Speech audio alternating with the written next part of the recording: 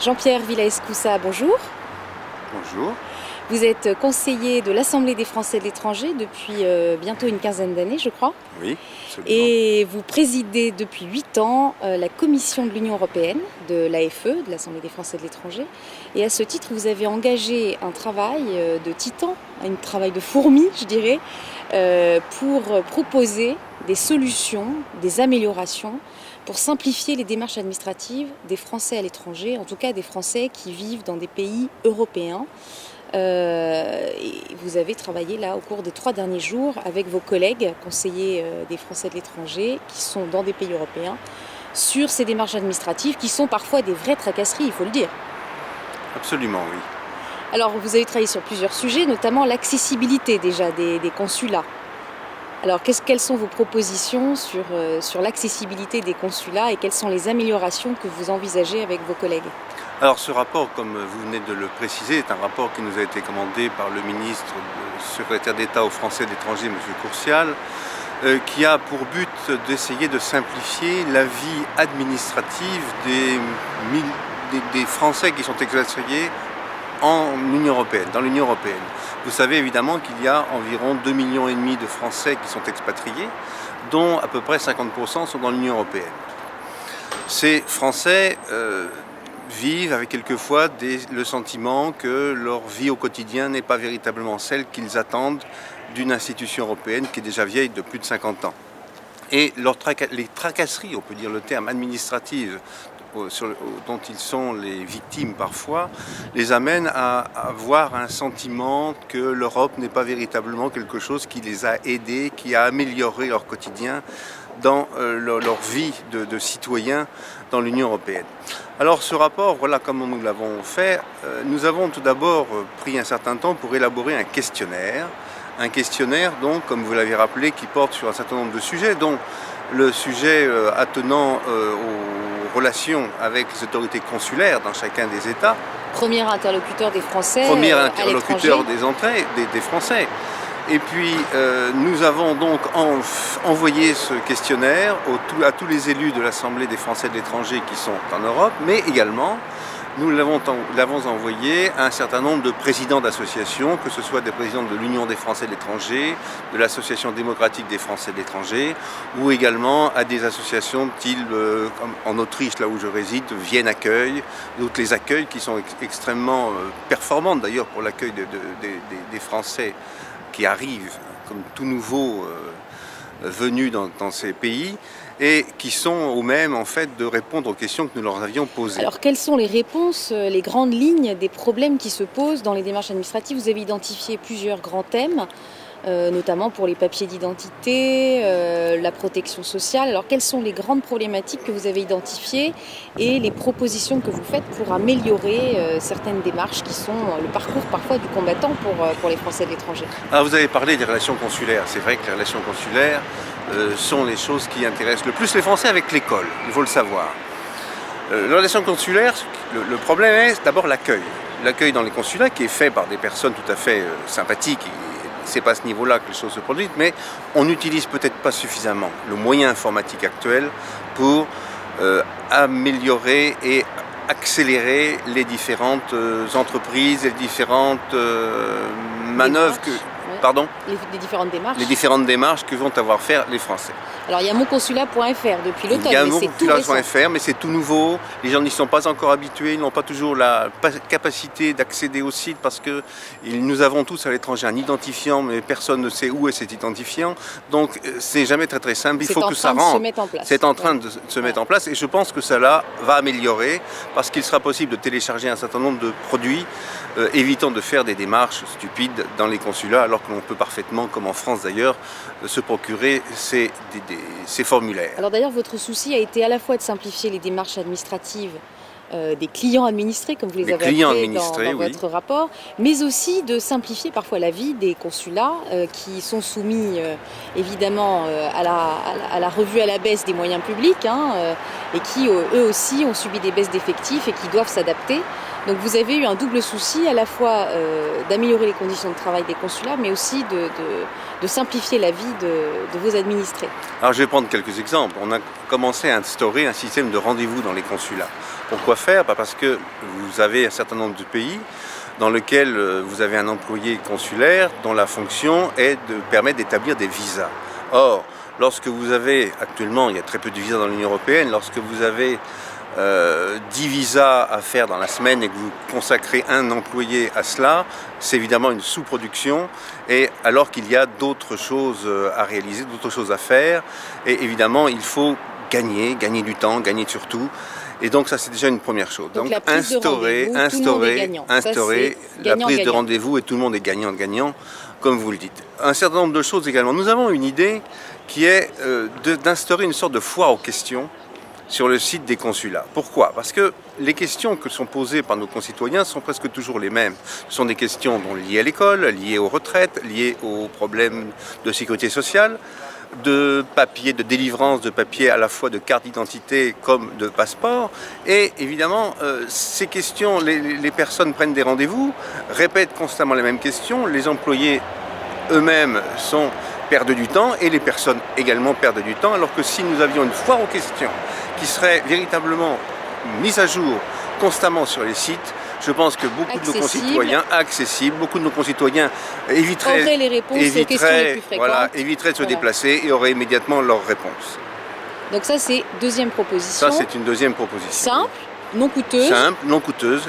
Alors il faut savoir que dans les propositions que nous faisons, et nous essayons de le faire à euro constant.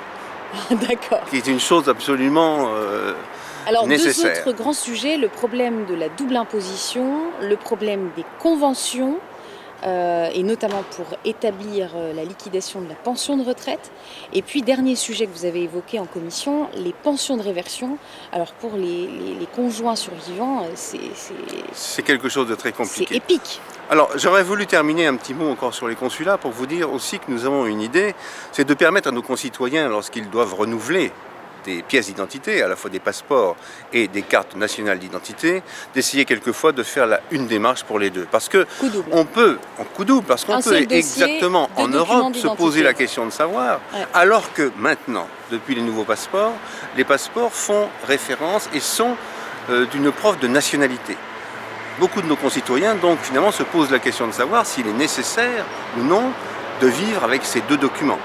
Mais en l'occurrence, il serait quand même assez simple d'essayer de pouvoir faire une demande de renouvellement du passeport et en même temps de faire un renouvellement de la carte d'identité, surtout que celles-ci vont être changées. Voilà, lorsque les dates de renouvellement, bien sûr, sont proches, s'il y a 9 ans de différence entre les deux, ça paraît complètement stupide, évidemment. Alors, le problème des pensions. Les problèmes des pensions. Et puis les problèmes des pensions. Problème de pension. Il y a beaucoup de choses là, qui rentrent dans ce que nous avons pu dégager de ces différents interviews, de ces questionnaires que nous avons analysés. Différentes choses avec les pensions de reversion, vous en avez parlé. Il y a des États dans lesquels la pension de reversion n'existe pas. Il y a des États dans lesquels la pension de reversion existe, mais nous devons passer par la CNAV. Et la Caisse nationale d'assurance maladie, elle-même est obligée de faire référence à Nantes pour les personnes qui ont travaillé dans différents endroits. Or, ce que nous avons découvert, c'est que les constitutions de dossiers sont très compliquées. Étant très compliquées, il faut aller chercher des papiers à Nantes qui mettent quelquefois 6 mois à 1 an pour venir. Et lorsque ce ne sont pas les bons papiers. Ce ne sont pas les bons papiers. Et lorsque ceux-ci sont là, non seulement le temps est passé, et en plus on demande très souvent de reconstituer la totalité du dossier parce que le temps est passé. Ce qui fait que plusieurs années plus tard, finalement, les pensions de reversion ne sont pas touchées. Alors, ce qui peut avoir des conséquences matérielles, pécuniaires extrêmement importantes pour des personnes qui sont quelquefois seules après le décès d'un de leurs conjoints. Alors, s'ajoute à cela des problèmes de langue. Vous avez aussi proposé que certains formulaires soient bilingues ou multilingues. Nous avons proposé, et c'est déjà fait un petit peu avec les certificats de vie, que les formulaires soient multilingues et acceptés dans tous les États, avec au moins des références dans la langue de l'État dans lequel on dépose la demande et de la langue d'origine, bien évidemment. C'est une chose qui se met en place, mais qui se met en place extrêmement lentement et il faut l'accélérer. Et à propos de ces certificats de vie, nous voudrions qu'il y ait un organisme centralisateur qui accepte que lorsque au niveau européen, un certificat de vie a été délivré, il est valable en tant que certificat de vie pour différentes fonctions auxquelles il est appelé à servir. Alors cette réunion en commission a été très fructueuse et c'était très intéressant de pouvoir y assister puisque vous avez basé votre rapport sur l'expérience qui est très différente parfois d'un pays à l'autre, de chacun des conseillers de l'Assemblée des Français de l'étranger. Donc on a vu qu'à Londres, il n'y avait pas d'état civil, en Allemagne ou en Autriche, les procédures sont différentes, les taxations sont différentes. Alors il y a aussi le problème des conventions bilatérales. Alors les conventions bilatérales, effectivement, on peut effectivement les trouver sur certains sites, mais leur lecture est très compliquée et beaucoup de nos concitoyens se perdent dans la lecture de ces conventions bilatérales.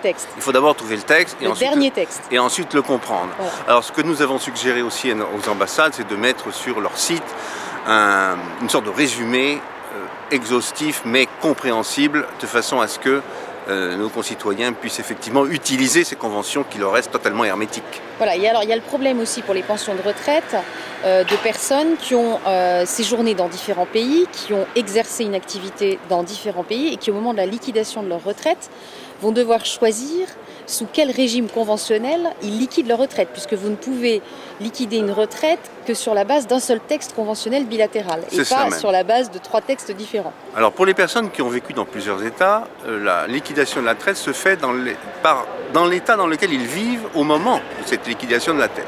Donc si vous avez vécu en Autriche et en France, ou en Allemagne et en France, dans ces conditions, si vous vivez en Autriche, c'est l'Autriche qui va donc permettre la liquidation de la retraite avec les informations données par la France.